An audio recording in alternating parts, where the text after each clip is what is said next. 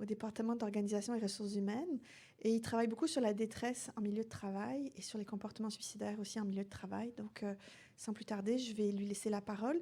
Il va parler pendant à peu près 1 heure. Bonjour à toutes et à tous.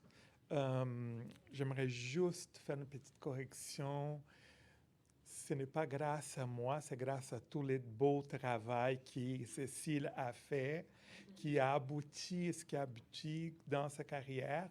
Et pour les profs qui sont dans les jurys, ça fait énormément plaisir de voir les chemins et aussi d'apprendre avec des étudiants qui font un très bon travail.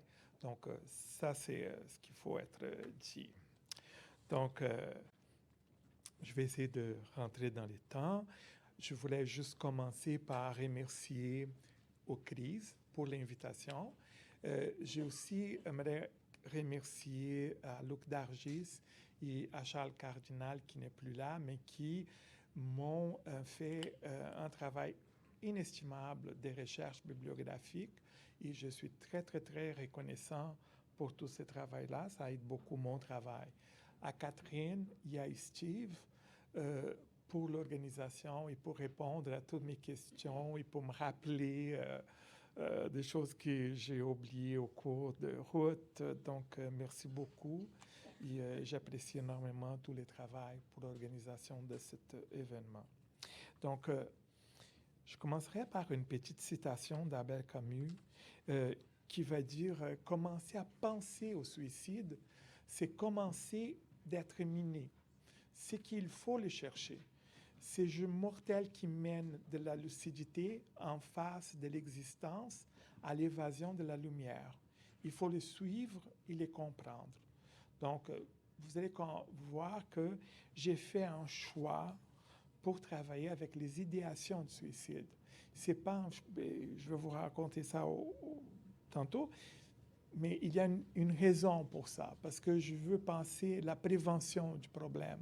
Donc moi, je vais agir où ça commence et quand ça commence. Et je vais essayer d'arrêter. On va voir. Donc, je vais vous parler aussi des questions de travail. Je vous demande un peu de patience parce que je ne suis pas un psy, je suis un sociologue du travail. Donc, j'ai une autre façon de raisonner. Donc, je commencerai par une conférence de Freud. Quand quelqu'un dans l'audience lui a posé la question, c'est quoi une vie en santé? Et tout le monde s'était préparé pour en avoir une très longue conférence pour savoir c'est quoi la santé. Et Freud a répondu d'une manière très brève. Il a dit une vie en santé, c'est aimer et travailler. Point. Les deux sources les plus importantes dans la formation de notre identité. Et notre identité, c'est l'armature de notre santé mentale. Et je pense que c'est aujourd'hui ce dilemme toujours de cet équilibre entre l'amour et le travail qui est toujours en jeu. Okay? Donc, les contextes du travail, l'organisation du travail joue un rôle important. Okay? Donc, quand je vais parler des contextes de travail, dans ma tête, je pense l'organisation du travail, les conditions de travail et les méthodes de gestion du travail. Ces trois morceaux forment les contextes du travail. Donc, on va voir que les mondes du travail bouleversent encore beaucoup cet équilibre entre le travail, travailler et aimer. Il apparaît dans la langue française, le mot « travailler » au VIe siècle. Et c'est du latin tripaliaire, torturer avec les tripalium, donc un instrument de torture à 3 pieds. Et le mot travail garde toujours l'idée de souffrance, de pénibilité qui vient de son enracinement. Okay? Mais on voit aussi l'image, toutes les images que nous avons, on va gagner à la labeur de notre front. C'est toujours, il y a certaines pénibilités. Donc, le travail a un impact très important dans notre vie. Il peut effectivement déstructurer notre vie, okay? Être source de souffrance, des problèmes de santé physique, psychique, mais il peut aussi être un facteur très structurant. il nous donnait beaucoup de plaisir. Okay? Donc, il y a une dynamique entre ce plaisir et souffrance. Il n'y en a pas un travail qui soit 100% souffrance, ni 100% plaisir. Il y a toujours un côté plaisir et un côté souffrance. Donc, un des défis, c'est de voir comment peut-on essayer de maximiser les plaisirs tout en essayant de minimiser la souffrance ou les sources de souffrance. Donc, c'est un jeu-là. Donc, quand je parle d'organisation du travail, je vous donne une définition, parce que ça, c'est aussi un concept un peu flou. Les gens parlent, mais personne ne va vous donner une définition. Donc, moi, organisation du travail comporte les différentes divisions du travail, les contenus de la tâche, les systèmes hiérarchiques, les différentes relations humaines qui font partie du travail, les modalités de commandement, les rapports de pouvoir qui existent, les questions de responsabilité. Bref, si je dis un seul mot, c'est comment le travail il est accompli. Okay? C'est la façon d'accomplir le travail. Donc, généralement, pour expliquer nos différences, nous invoquons souvent les personnalités, les identités, les genres, l'âge. Mais s'il y a bien une chose qui, au contraire, nous rassemble, c'est que nous sommes des êtres éminemment contextuels. Et moi, je me préoccupe depuis toujours de ces contextes organisationnels et j'essaie de comprendre comment les contextes organisationnels peuvent affecter la santé mentale des gens. Comment les contextes organisationnels peuvent, par exemple, catalyser des comportements violents. Parfois, des incivilités, ça peut être très, mais qui ont un impact pour l'individu, qui ont un impact pour la santé mentale. Les gens peuvent parfois banaliser et minimiser. On dit, parle dans mon dos, c'est pas grave, je suis capable d'en prendre ça, mais où? Non. Parce que ces petits gestes, ces micro-violences, elle est addictive. Donc, ils peuvent en avoir dans le temps l'effet de déstructurer la personne. Donc, il faut voir que l'objectif que je me donne aujourd'hui pour vous ici, c'est d'examiner quels sont les facteurs du contexte organisationnel qui peuvent être associés aux idéations suicidaires. Il faut comprendre que le contexte organisationnel, il est encastré dans les marchés du travail, qui est à son tour encastré dans un autre contexte un peu plus large, qui c'est la société. Okay? Donc, je n'aurais pas la possibilité, parce que je demanderais beaucoup plus de temps, de parler de ces trois niveaux plus étendus. Je me concentrerai plus pour les contextes organisationnels. Donc, les suicides viennent du mot latin suicidium, donc c'est tuer soi-même.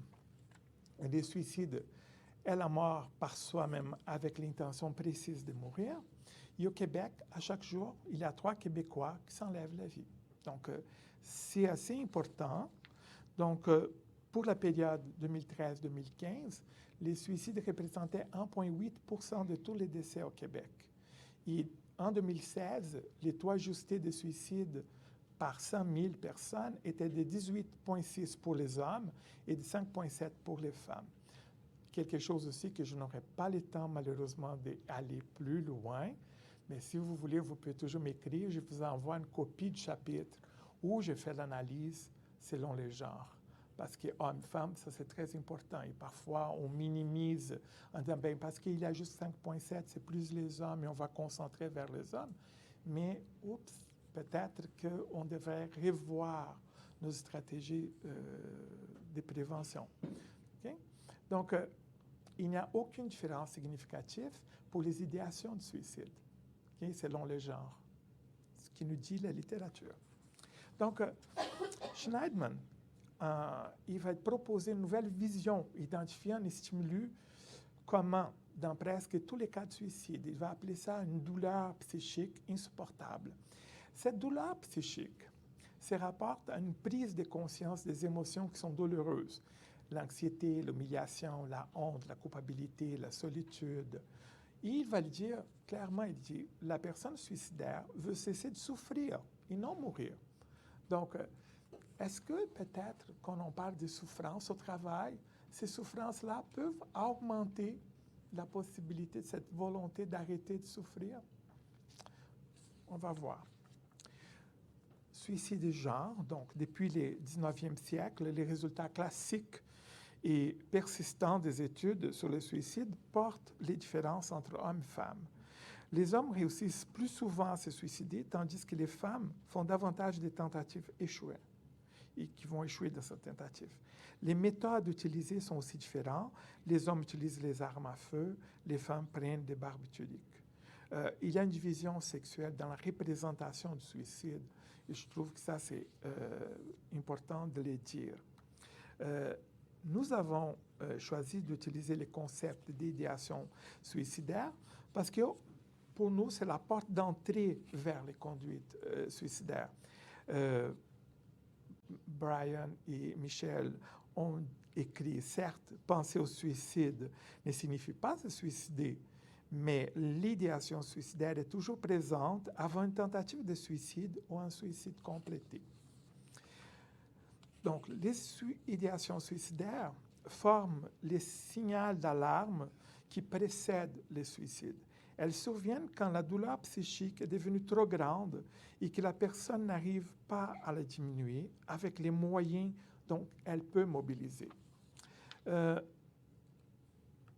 Identifier et comprendre donc les facteurs qui peuvent être à la source du commencement de la douleur psychique au travail nous semble important, parce que si on est capable de les identifier, on serait en mesure de les prévenir plus vite, de manière plus en termes de prévention primaire et non en termes de prévention secondaire ou tertiaire. On s'attaque à la source du problème et non simplement aux symptômes du problème. Quand on regarde les facteurs qui peuvent contribuer aux idéations suicidaires, on identifie 4 facteurs. Des facteurs prédisposants, donc des facteurs qui sont liés à l'histoire de vie de l'individu et qui les rendent plus vulnérables. On va voir les facteurs qui sont contribuants, ceux qui accentuent les niveaux de risque à un moment précis. Les facteurs précipitants, il s'agit de la goutte qui fait déborder le vase, et les facteurs de protection, ces facteurs qui vont réduire l'impact des 3 autres facteurs et élargir les champs des solutions possibles. Ce qui est intéressant, c'est que dans la plupart du temps, les gens ne pensent pas le travail comme étant une de ces possibilités-là. On ne voit presque jamais le travail comme étant associé au suicide. Et on va voir même dans des cas très précis où les personnes ont laissé des lettres qui disaient que c'était à cause du travail, il y a des gens qui vont, après, réviser les cas et dire « Ah, mais la personne avait une faiblesse individuelle dans sa vie passée, dans sa vie d'enfance, il en avait quelque chose, c'est ça qui a causé les problèmes. » Elle a dit, elle a écrit, elle a donné comme une raison le travail. Bon, donc, les suicides et le monde du travail. En février, entre février, oui, je ne peux plus, ouais, c'est bien, merci. Donc, entre février 2008 et octobre 2011, en France, il y a eu 69 employés de France Télécom qui se sont suicidés. Le 26 avril 2011, à 8 heures du matin, un travailleur âgé de 57 ans, 4 enfants, 30 ans d'ancienneté, s'est immolé par le feu dans le stationnement de l'entreprise à Bordeaux. Et c'est à partir de ce moment-là qu'il a commencé une grande prise de conscience de dire « Oups, peut-être que le travail ou peut-être que les changements que nous sommes en train de faire dans le monde du travail peut amener à des situations extrêmement troublantes et préoccupantes. » Dans cette compagnie-là, quand les cas ont commencé à apparaître, parce que le symbolique du geste est très important, les gens se sont suicidés au travail, dans la place. Tu finis une réunion, tu marches vers la fenêtre, tu ouvres, tu te jettes par la fenêtre. ou comme les messieurs dans les stationnements. C'est incroyable de voir, par exemple, la réaction de la gestion. Le président dit que c'est une vague de suicides, c'est la mode. Aïe, aïe, ouais. Et la directrice des ressources humaines a donné une entrevue au New York Times en disant, oui, c'est vrai qu'il y a des gens qui se sont suicidés, mais nous sommes en train de faire un changement organisationnel et on n'envisage pas de l'arrêter. Quand je lis une chose pareille, moi je dis, est-ce que quelqu'un va les congédier? Parce que si moi j'étais là, ce serait congédié tout de suite. Effectivement, ils sont congédiés un après l'autre, là. Okay? Ce n'est pas possible, mais ça reflète aussi un peu comment les organisations regardent, quel est le regard qu'ils posent pour les problèmes. Donc, les études sur les suicides et le travail, la plupart d'études et des revues de littérature visent à établir ou identifier quelles sont les professions à risque, les suicides plus élevés. Donc, dans une des premières revues de littérature en 82, BD1 analyse 3 groupes occupationnels, il va dire c'est le secteur de la santé, le secteur de la gestion et les professionnels, et les militaires et paramilitaires. Donc, il indique donc l'importance de mieux comprendre les liens dynamiques qui peuvent s'établir entre suicide et travail. Okay? Quand on regarde, par exemple, les études sur les suicides, les marchés du travail, donc, de nombreuses études vont souligner la corrélation qui existe entre les contextes économiques et les taux de suicide. J'ai oublié, j'ai apporté les livres pour vous montrer. Pour les récessions économiques, il y a un très, très joli livre. Je vais le prendre. Comme ça, vous allez voir que c'est pas...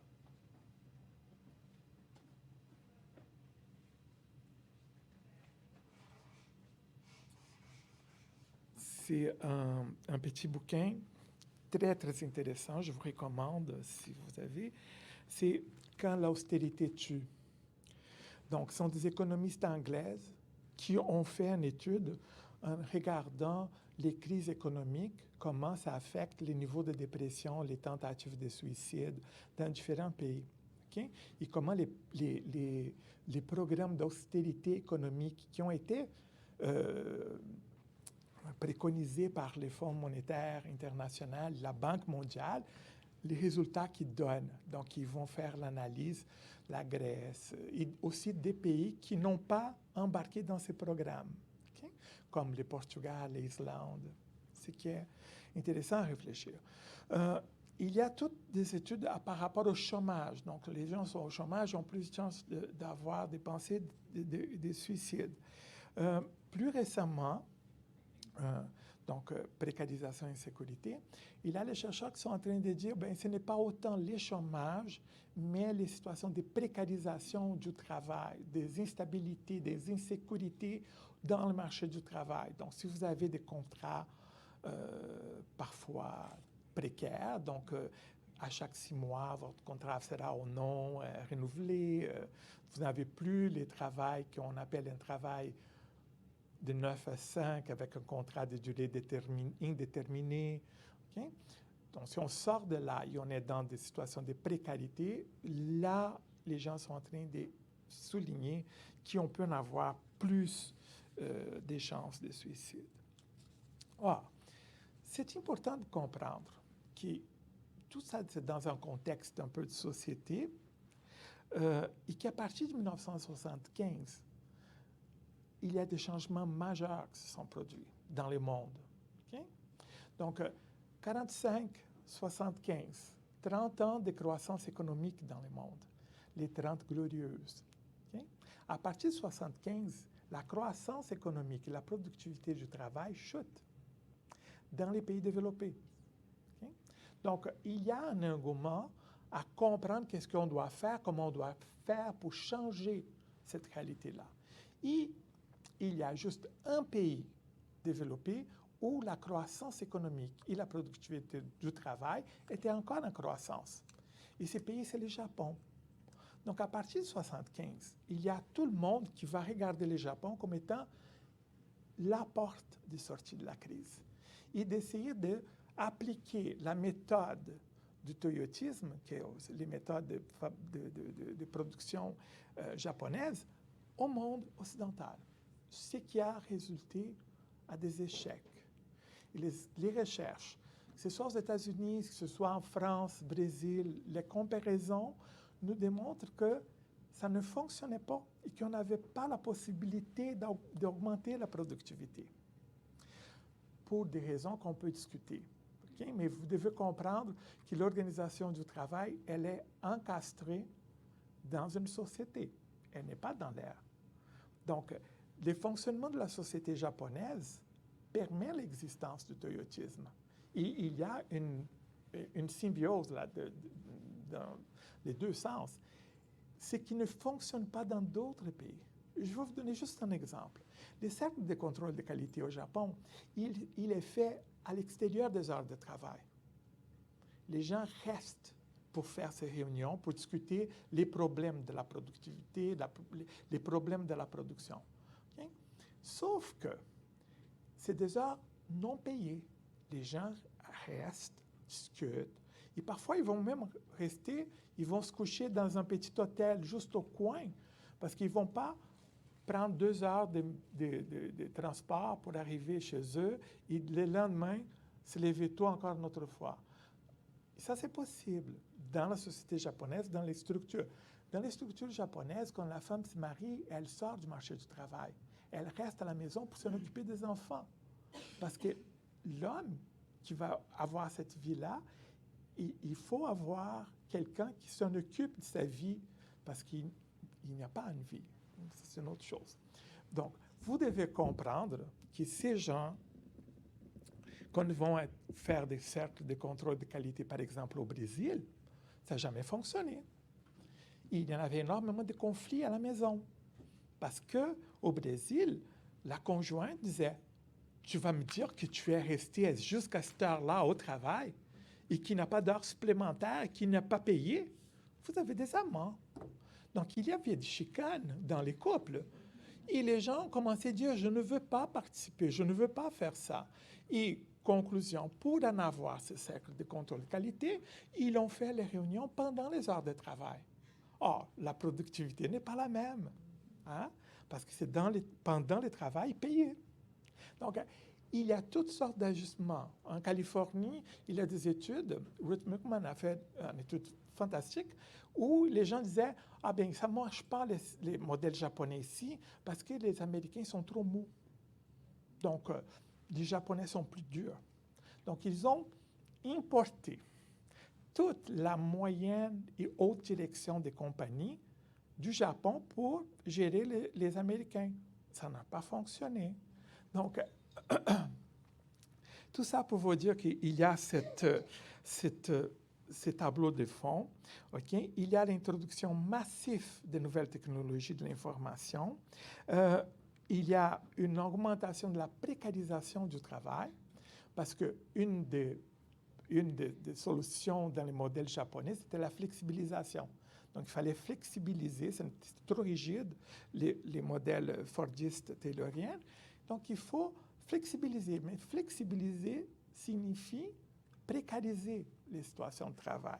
Donc, et on va voir aussi, les emplois vont partir du monde industriel vers une économie de services. Il y a aussi une augmentation des femmes sur le marché du travail. Donc, il y a plusieurs variables qui rentrent pour changer la donne dans le monde du travail. Ah, qu'est-ce qu'ils font les gens pour regarder la question du toyotisme? On ne peut pas, donc ça ne marche pas. Il faut adapter ces modèles japonais aux réalités des pays occidentaux. Il y a une équipe au MIT qui va dire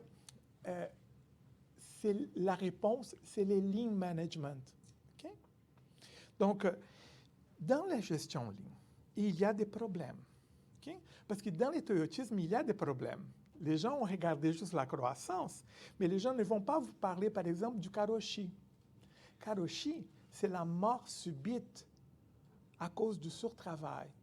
Les gens travaillent 180 heures dans un mois et à un moment donné, pouf, une crise cardiaque massive, un AVC massif et la personne est morte. Il y a eu une bataille de reconnaissance du karoshi qui s'était reconnu comme un problème de santé au travail environ, si ma mémoire est bonne, dans les années 2005-2006. Okay? Mais après une longue bataille, beaucoup de gens qui meurent, et récemment, il y a une journaliste qui est décédée parce qu'elle faisait, au-delà des heures de travail, elle a fait 180 heures supplémentaires dans un mois. Et elle a eu une crise un AVC massif et elle est morte. Donc, il y a aussi des suicides qui sont survenus à cause de la détresse au travail. Donc, il y a des problèmes dans la santé au travail extrêmement importants dans les modèles japonais. Donc, les mots d'ordre à partir des années 80, c'est de faire plus avec moins. Okay? Donc, on va faire plus, mieux, plus vite avec moins. Il y a donc une intensification du travail, une surcharge de travail très, très importante. Et il va aussi y avoir une densification du temps. Tout le temps devient un temps de travail. Okay? Je vous recommande, je vais parler tantôt, je vais lui parler de lui. Donc, il y a aussi une segmentation de l'expérience communautaire du travail. C'est-à-dire, il faut diviser pour régner. Si les gens ont une très bonne cohésion, c'est pas bon, parce que ça fait du mouvement syndical, on est contre. Il ne faut pas avoir ça, c'est du trouble. Donc, on parle que les gens vont travailler en équipe, mais les types d'équipes qu'ils font, c'est de mettre les gens ensemble, dire vous allez travailler ensemble. Et ça, c'est une invitation au trouble, à des conflits. Tu ne peux pas juste mettre les gens, et ce n'est même pas les gens qui ont choisi. Moi, je vais vous dire à qui vous allez travailler. Donc, la coopération, elle en souffre. Il va y avoir une dégradation de la coopération dans les équipes. Okay? C'est diviser pour régner. Okay? Il y a aussi toute une nouvelle langue qui va apparaître, avec les bannissements des termes à connotation négative. Donc, on ne va plus parler des problèmes de santé mentale. C'est pas, ça fait peur pour l'employeur. On va parler de bien-être. On va parler de mieux-être. Tout ce qui peut être négatif, ce n'est pas du tout, c'est banni dans le langage managérial. On va voir aussi qu'on va parler de flexibilisation, on ne va pas parler de précarisation, on va parler de... Donc, c'est parfois même un inversement de ce qui signifient les mots. Par exemple, dans les années 80, tout le monde, il y a une grande, grande quantité de littérature qui va parler de l'importance de l'autonomie au travail pour des problèmes de santé mentale, pour les problèmes même cardio, Karasek et son modèle. Bon, tout ça, c'est très, très positif. Mais aujourd'hui, quand les gens de ligne parlent d'autonomie, vous comprenez, ce n'est pas la même autonomie. La signification des mots ont été déformées. Aujourd'hui, avec toutes les règles, toutes les ISO, toutes les choses que les gens doivent suivre, vous avez l'autonomie, vous êtes responsable, mais en réalité, est-ce que j'ai vraiment de l'autonomie d'influencer ou de changer quoi que ce soit? Je suis des règles tellement strictes que finalement, je n'ai pas bien le choix. Ce qui a amené les chercheurs à bâtir un autre concept d'autonomie contrôlée. Donc, c'est un paradoxe en soi. Mais quand on parle aujourd'hui d'autonomie, c'est une autonomie contrôlée. Ce n'est pas l'autonomie, mais vous comprenez, on pense avec les mots. Donc, c'est trop facile d'être piégé là-dedans. Donc, il faut faire attention. Nous avons beaucoup plus d'incertitude au travail, beaucoup plus d'insécurité. Et il faut avoir une quantification à l'outrance. Tout doit être quantifié. Et si on n'est pas capable de faire une statistique, en gestion, ça n'existe pas. Si ça ne rentre pas dans un tableau Excel, je m'excuse, ça ne fonctionne pas. Et ma décision, elle est prise si je regarde ces chiffres-là. Mais, par exemple, dans le secteur de la santé, la communication qui s'établit entre un préposé et les patients. Comment je mesure ça? Et ce n'est pas juste du blablabla, ils ne sont pas en train de juste jaser, qui sont en train de perdre du temps. Quand les préposés ou l'infirmière posent des questions, est-ce que ça va bien aujourd'hui? Hein? Aujourd'hui, nous sommes mercredi. Là, la personne dit, non, non, aujourd'hui, c'est déjà vendredi. Oh mon Dieu, c'est vrai.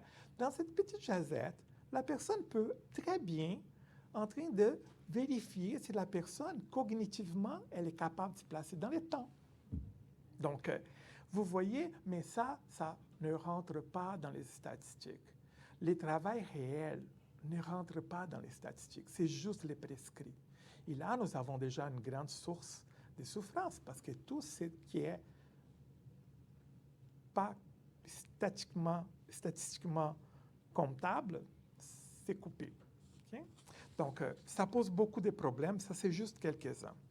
Nous avons donc aussi un problème avec la dimension temporelle du travail.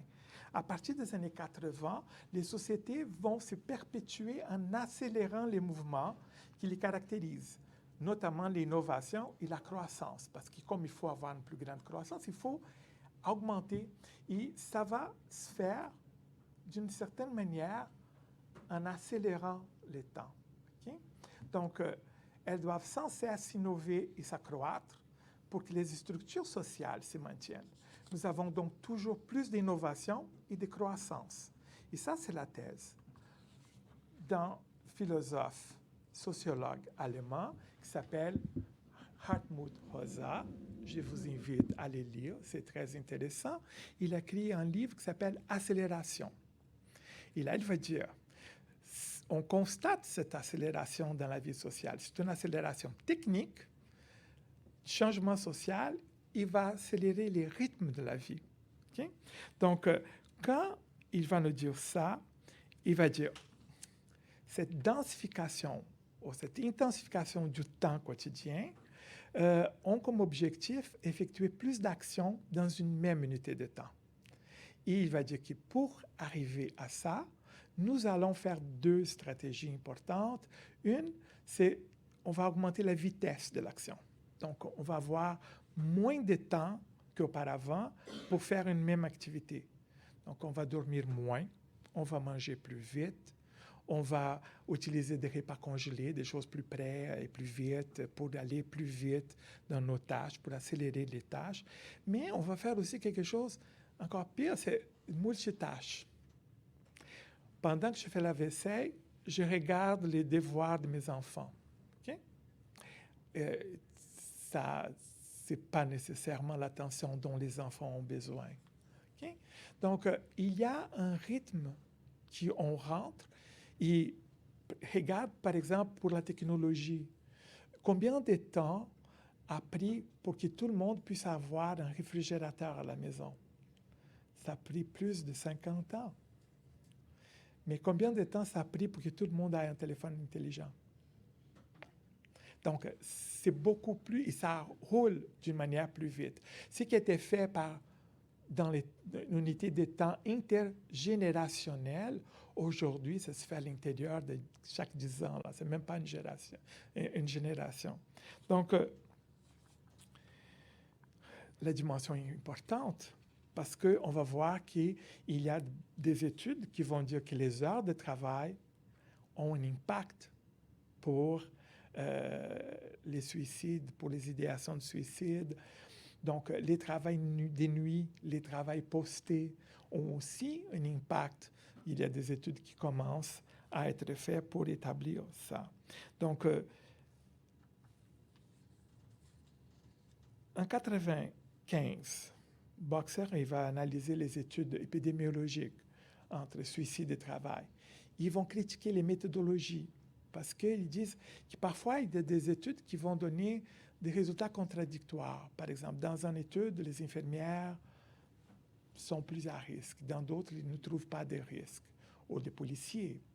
Il y en a des études qui vont dans un sens, ils vont dans d'autres. Ils nous invitent à prudence, compte tenu des problèmes d'ordre méthodologique. Okay? Et ils vont aussi, à la fin, dire que les emplois à haut risque de suicide seraient aussi les emplois où on trouve un haut taux de dépression et d'alcoolisme. Intéressant. Mais intéressant aussi de comprendre que l'alcoolisme et la dépression peuvent être aussi des résultats, des conséquences de l'organisation du travail. Pour la question de la toxicomanie, il y a toutes les études de Marie-France Maranda à l'Université Laval. C'est la personne que je connais qui a fait plus d'études sur les questions de toxicomanie et travail. Okay? Donc, parfois, effectivement, on trouve aussi des utilisations des concepts qui sont plutôt flous. Il faut faire attention. Par exemple, on peut parler des conditions adverses dans le travail. Mais qu'est-ce que c'est une condition adverse? Okay? Ou des difficultés professionnelles. J'ai rencontré ça plus récemment et je trouvais ça complètement... Parce que dans les difficultés professionnelles, il mentionnait le harcèlement. Ah, pour moi, c'est plus qu'une difficulté professionnelle. Harcèlement, pour moi, c'est une question de violence au travail. Donc, il faut nommer, il faut donc être précis quand on fait la recherche, de voir exactement qu'est-ce que je suis en train de regarder. Et si je suis en train de regarder l'autonomie, ne pas se tromper par l'autonomie contrôlée. Donc, parce que sinon, on arrive à voir des résultats qui ne sont pas nécessairement cohérents. Donc, dans la liste des métiers à risque, et c'est juste, c'est pas exhaustif, on trouve fréquemment les médecins, les infirmières, les anesthésistes, les travailleurs sociaux, les policiers, les militaires, les pompiers, les agriculteurs, les dentistes, les vétérinaires, les travailleurs de la construction. Et il y a une longue liste. Okay? Et ça, il y a une grande partie de la littérature qui essaye de faire ce genre de liens. Donc, nous croyons que les inconsistances qui sont soulignées dans les différentes revues de littérature, ainsi que les limites trouvées, sont en partie associées à une méconnaissance du monde du travail, en termes d'organisation du travail, des conditions de travail, ainsi que des méthodes de gestion qui sont déployées. Parce que, par exemple, à l'intérieur d'un même groupe de travail, par exemple des infirmières ou des médecins, nous avons énormément de variations en termes d'organisation du travail, des conditions de travail, la manière dont ces professionnels sont gérés. Et c'est là, à notre avis, peut brouiller un peu les résultats visant à comprendre les liens qui existent entre le suicide et les milieux de travail. Okay? Donc, dans différentes études que j'ai menées ici au Québec, j'ai essayé de constater et d'analyser différents indicateurs. Donc, j'ai regardé la détresse psychologique, l'épuisement professionnel, dépression, anxiété, désespoir, idéation suicidaire. Les idéations suicidaires, j'ai calculé à partir du Beck Depression Inventory. Il y a une question qui parle sur les pensées de suicide. Et moi, de manière plus radicale, moi j'ai fait, si vous n'avez pas pensé de suicide, c'est 0. Hein. Mais si vous en avez pensé 1, 2 ou 3, pour moi, c'est une pensée de suicide. Même si vous en avez peu dit, mais oui, je ne le ferai pas. Mais moi, vous en avez pensé. Et moi, j'ai essayé de voir 6 variables organisationnelles d'une manière systématique. Je regardais la sous-charge de travail, la coopération dans l'équipe, la reconnaissance, la cohérence entre mes valeurs personnelles et les valeurs organisationnelles, l'autonomie, mais la vraie autonomie, pas l'autonomie contrôlée, et la justice organisationnelle. Si je regarde dans tous les indicateurs de santé mentale que je vous ai montrés, la gagnante, c'est la sous-charge de travail. Elle est présente dans 82% des cas. En deuxième vient la coopération, suivant la reconnaissance, cohérence des valeurs, autonomie et justice organisationnelle. Donc, si je regarde les groupes que j'ai étudiés les ingénieurs, des techniciens, des cols bleus, les gens qui travaillent en éducation, les professionnels en éducation, les travailleurs de bureau pour le gouvernement fédéral, et ici, les travailleurs dans la santé. Okay? Et là, on regarde sans idéation suicidaire, avec idéation suicidaire. Donc, Pour moi, c'est élevé. OK? Donc, on peut en discuter, ça. Mais si je regarde quelles sont les variables prédictives pour les idéations suicidaires, donc je vais vous raconter très vite comment je le fais. Je fais des régressions logistiques. Donc, je vais comparer dans les groupes, par exemple, des ingénieurs, je vais comparer les groupes qui n'y a pas des pensées de suicide avec ceux qui ont des pensées de suicide. Et j'essaie de voir quelles sont les variables organisationnelles qui peuvent expliquer cette différence-là, cette dichotomie. Okay? Pour les ingénieurs, il y en a la recette de la soupe. Je dis souvent, c'est une soupe, donc on va voir quels sont les ingrédients de la soupe. C'est la charge de travail, l'autonomie et la coopération dans l'équipe. Ces trois variables-là vont expliquer 92,3% des cas de pensées de suicide. Okay? Donc, pour chaque groupe, il y a une soupe, il y a des ingrédients. Okay? Ce qui est normal, parce que chaque contexte fonctionne d'une manière, il y a des limites, il y a de toutes sortes de contraintes.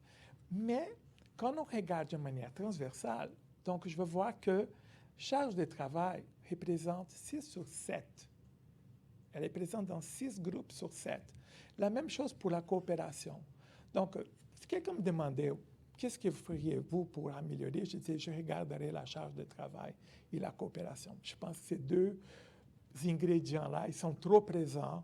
Bien sûr, il y a des particularités dans chaque groupe, mais ces deux variables-là sont très présentes. Donc, moi, je penserai à ça. Donc, on va voir aussi quelque chose d'intéressant. Je vous envoie le chapitre. Mais ces trois groupes ici ont été choisis d'une manière aléatoire. C'est parce qu'il y en avait beaucoup de gens. J'en avais plus de 1000 personnes, ou environ 1000. Donc, je pouvais diviser et faire les régressions avec des groupes qui se tenaient. Okay? Donc, ce qui est intéressant là-dessus, c'est ici. Quand on est dans un milieu traditionnellement masculin, la cohérence des valeurs est une variable prédictrice pour les femmes. Mais quand nous sommes dans un milieu traditionnellement féminin, ici, l'homme, la cohérence des valeurs, c'est une variable prédictive pour les hommes. Donc, les contextes, il est genré. Il y a un genre. Et ça peut avoir un impact parce que mes valeurs personnelles peuvent peut-être ne pas être comprises ou ne peuvent pas être en accord avec ce que j'ai comme valeurs personnelles et les valeurs de l'organisation. Donc, il y a une différence entre hommes et femmes. Donc, dans les 7 études présentées, nous pouvons constater que l'organisation du travail joue un rôle important dans les cas des idéations suicidaires. La charge de travail, la coopération sont les deux variables prédictives sur 6 sur 7 projets. Par conséquent, lorsqu'il y a sous-charge de travail et la coopération de l'équipe est faible, il y a une forte probabilité que l'individu pense qu'il serait préférable de mourir plutôt que de vivre dans telles conditions.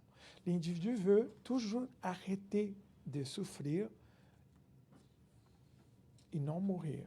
Donc, il est en effet intéressant d'observer que la cohérence des valeurs apparaît comme variable prédictive des idéations suicidaires des femmes dans un milieu traditionnellement masculin, et inversement, la variable cohérence des valeurs se présente comme une variable prédictive pour les idéations suicidaires des hommes dans les milieux traditionnellement féminins.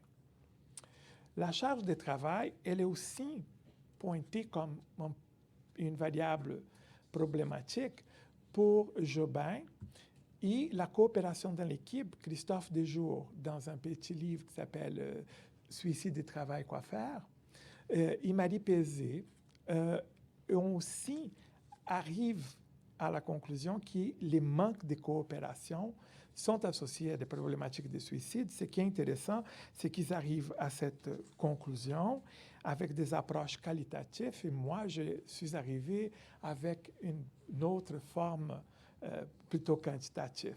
Donc, ces deux variables nous semblent importantes, car les contextes d'utilisation de l'organisation du travail ligne sont de plus en plus fréquents Donc, dans les contextes, les différentes caractéristiques de la gestion ligne sont interdépendantes. Donc, intensification du travail, organisation du travail en flux tendu, utilisation intensive de la sous-traitance, méthode pour réduire les gaspillages, contrôle très rigide du travail, individualisation des problèmes, réduction de l'habilité collective des travailleurs à répondre, à se mobiliser. Donc, si ce contexte-là, il est en train de produire et de catalyser surcharge de travail et manque de coopération dans les groupes, oups, nous avons un problème. Parce que pour moi, ces deux variables-là, et d'autres études vont aussi indiquer que c'est important. Donc, la littérature sur les conséquences de l'implémentation du Lean nous indique que, loin d'améliorer les conditions de travail, de diminuer les contraintes, on constate une augmentation des problèmes de santé au travail, d'intensification du travail. Au Japon, on avait la question du karoshi et du karojizatsu. Et il y a aussi, ici au Québec, il y a récemment un grief qui a été gagné par la PTS pour des conditions de travail néfastes suite à l'implémentation du management lean. Donc, ils l'ont constaté, et même c'est allé en cours d'appel, ils l'ont gagné. Donc, que l'introduction dans le secteur de la santé des méthodes lean ont occasionné des conséquences de dégradation dans les conditions de travail, surcharge de travail. Après ça, les gouvernements, c'est plus fort que moi, mais il ne sait pas pourquoi il n'y a pas de gens pour travailler comme infirmière.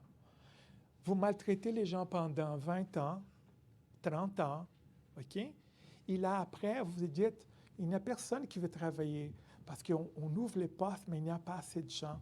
Bien sûr, comment vous pensez retenir, intégrer les gens dans le milieu de travail? Qui va aujourd'hui penser que, oh, ma carrière, je veux vraiment être une infirmière ou un enseignant? Aujourd'hui, dans les devoirs, la commission scolaire de Montréal veut finir avec les retraites progressives. Parce qu'il y a la pénurie de la main-d'œuvre. Mais pourquoi? Vous fabriquez cette pénurie de la main-d'œuvre depuis très, très longtemps dans les mesures de gestion que vous prenez. Donc, il faut d'abord, je pense que une cohérence des valeurs entre l'individu, homme ou femme, et les milieux semble très important pour aussi comprendre les pensées de suicide et pour les différences entre hommes et femmes. Donc, les différents rôles sont socialement construits selon les genres. Ils peuvent aussi avoir un effet sur le suicide. Dans le monde du travail, les auteurs vont souligner que les femmes qui travaillent dans un milieu traditionnellement masculin ont un risque plus élevé de suicide lorsque l'on compare avec d'autres femmes et on compare les mêmes risques que les hommes. Donc, harcèlement. Pas juste harcèlement psychologique, harcèlement sexuel aussi. Donc, il y a un effet. Et pour le harcèlement psychologique, les premières études que j'ai faites, c'était en 2005. Et il y a une corrélation. Aujourd'hui, il y a des méta-analyses, il y a des revues systématiques. Il y a une liaison très, très claire entre harcèlement psychologique et pensée de suicide et suicide. Okay? Donc, il faut penser vraiment et regarde ce que dit cette travailleuse qui est venue me voir. Elle me dit, je me préfère me jeter par cette fenêtre que de retourner à travailler là-bas. Donc, plusieurs cas de gens qui se sont suicidés à la veille d'un retour au travail. Donc, il faut comprendre la dynamique du harcèlement psychologique, il faut comprendre la dimension traumatique, les traumatismes qui sont associés à cette forme de violence, pour bien comprendre que si vous allez essayer de retourner la personne dans les mêmes conditions, c'est intolérable. Et la personne vraiment perd le contrôle. Donc, en France, 25 janvier 2003, Vic Binet, 43 ans, 4 enfants, cadre des ressources humaines. Elle écrit dans son agenda « saut » avec une flèche vers le bas. Et ce samedi-là, elle saute d'un pont 500 mètres de son entreprise. Elle laisse une lettre pour son délégué syndical pour expliquer les gestes. Cette lettre a été publiée dans tous les journaux en France. Donc, j'ai pris dans Le Monde. Elle dit, ce n'est pas un hasard si j'ai fait ces gestes ici devant Amadeus. Si je me suicide aujourd'hui, c'est que, comme je l'ai souvent exprimé, je ne peux pas supporter l'idée de réintégrer mon poste dans les conditions proposées, c'est-à-dire exactement les mêmes que celles qui m'ont fait craquer et que j'ai subies depuis janvier 2002. Placardisation, manque de respect, humiliation publique, souffrance morale, aucune reconnaissance professionnelle. C'est une lettre, elle a dit. Les psys qui sont venus après, okay, ont dit que c'était un problème qu'elle avait dans son enfance. Okay? Il y a une lettre. Pour moi, c'est clair. Ça se peut très bien qu'il y ait un problème. Mais je pense que le travail ici, c'était la goutte qui a déversé. OK, déstructurer la personne. Je peux vivre très bien. J'ai vécu toute ma vie avec les problèmes. Mais à un moment donné, j'ai vécu du harcèlement et ça me déstructure et là, je passe à l'acte. Donc, vous comprenez, ce n'est pas les bobos que j'ai eus. Hein? J'étais capable de bien vivre avec ces bobos-là. Donc, j'ai pris juste un projet parce qu'il faut rentrer dans les temps. Donc, j'ai pris juste un. Mais c'est pour tous les gens. Et moi, j'utilise une autre mesure pour le harcèlement. Je combine différentes mesures.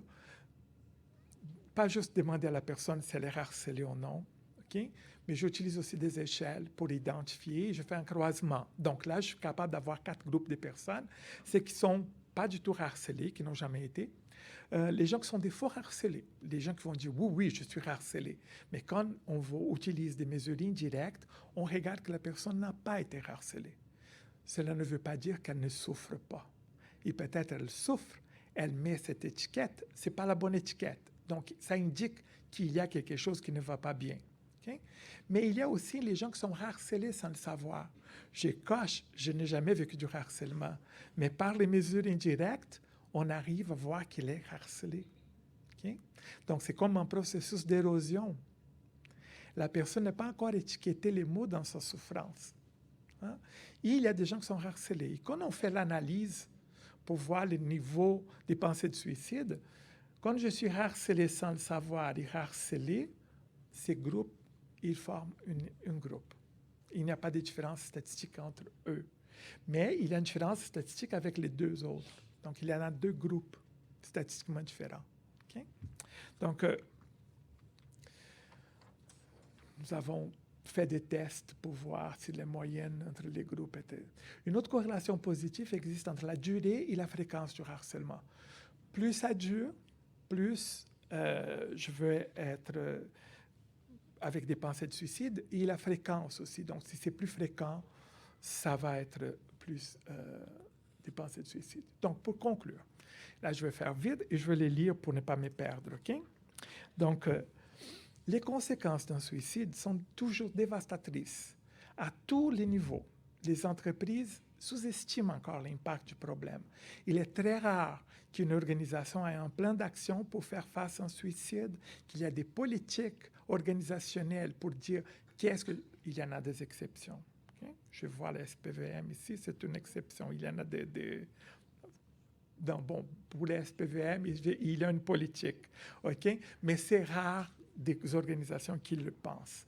Donc, la réaction des fuites et les dénis renvoie toujours à une individualisation du problème où la direction, et parfois même les syndicats, malheureusement, okay, essayent d'identifier une fragilité individuelle comme étant la cause du suicide, tout en refusant d'accepter la part de responsabilité de l'organisation du travail dans cette forme de violence. Cette absence de réaction organisationnelle face au suicide peut conduire à une dégradation supplémentaire du climat de travail, des rapports sociaux au travail et de la cohésion sociale, et par conséquent peut contribuer à augmenter les risques du passage à l'acte.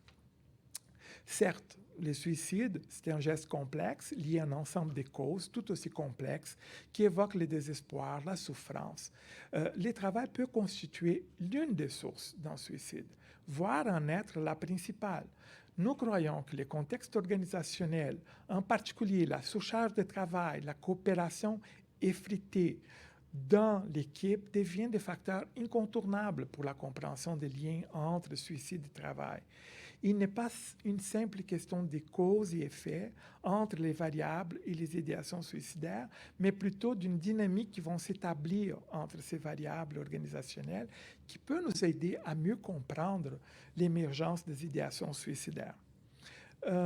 Il faut aussi considérer une autre variable importante qui est source d'idéation suicidaire, les harcèlements psychologiques. Lorsque l'individu vit cette forme sournoise de violence, les idéations suicidaires sont aussi plus présentes. Pour conclure, je vais vous paraphraser Marx, le vieux et bon Marx. Il a écrit un livre sur le suicide, avec Pochet. Et il nous pose la question, et moi j'aimerais poser cette question pour l'organisation, qu'est-ce qu'une organisation où l'on trouve la solitude la plus profonde au sein de plusieurs millions d'âmes, où l'on peut être pris dans un désir implacable de se tuer sans que qui que ce soit nous devine. Nous croyons que c'est dans la nature même de nos organisations liquides d'aujourd'hui, avec sous-charge de travail, effritement de la coopération dans les équipes, d'enfanter plus de suicides. Donc, certes, toutes les organisations ne sont pas pareilles et par conséquent n'ont pas les mêmes produits. Nous espérons que nos résultats, nos débats, nos travaux, nos échanges ici puissent nous aider à comprendre cette nature organisationnelle meurtrière. Parmi les causes déterminantes d'un suicide, sans toujours individualiser les problèmes ou nier les problèmes, pour qu'ensemble, nous puissions transformer nos organisations, pour qu'aimer et travailler puissent coexister dans un certain équilibre moins fragile que ce que nous avons aujourd'hui. La solution, pour moi, passe par une transformation dans l'organisation du travail, dans les conditions de travail et dans les modèles de gestion visant des valeurs plus sûres, une charge de travail adéquate, coopération, cohésion dans les équipes, respect, confiance, une cohérence entre mes valeurs individuelles et les valeurs de l'organisation. Dans un mot, nous avons besoin de plus de démocratie dans les milieux de travail.